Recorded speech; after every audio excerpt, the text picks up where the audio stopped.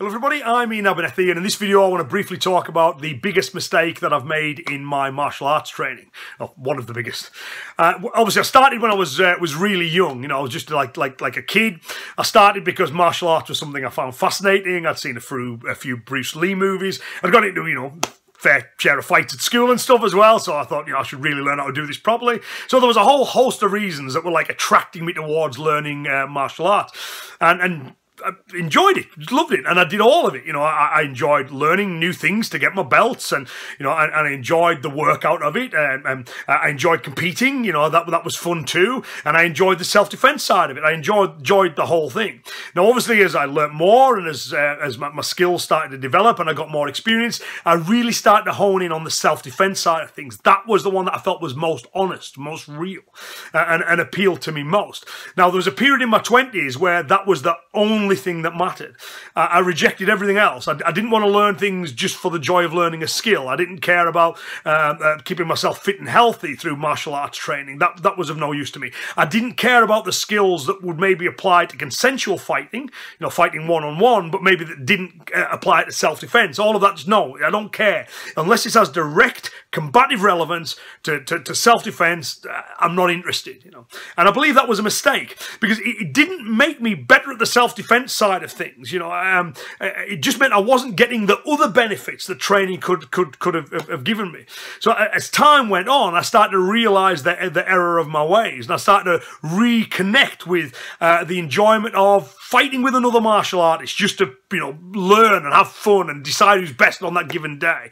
That became fun to me. It didn't really matter if that head-height hook kick or that fancy judo turnover or those submissions or anything, whatever it was. It didn't really matter to me if they were relevant to self-defense or not. I started to enjoy just learning them for their own sake. I was very clear on the demarcation, and I still am, but I started to just enjoy learning them. I started to realize that the joys of having a fit and healthy body. So sometimes training just for making my body feel good and for the improvements in my health was useful.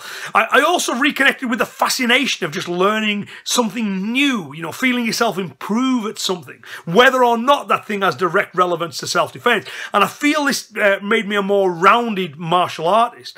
So for me, I think the mistake I made was I chose one thing to do and I excluded everything else.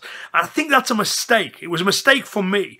What I was better doing is going, right, this is what I want to be good at, and these are the things I need to do to train for this. And there's this thing over here I can also train. I just need to keep them separate. The trick is not to get them confused.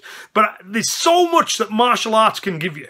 It can be fun. It's good for your body. It's enjoyable. And most of us, don't face violent crime on a daily basis.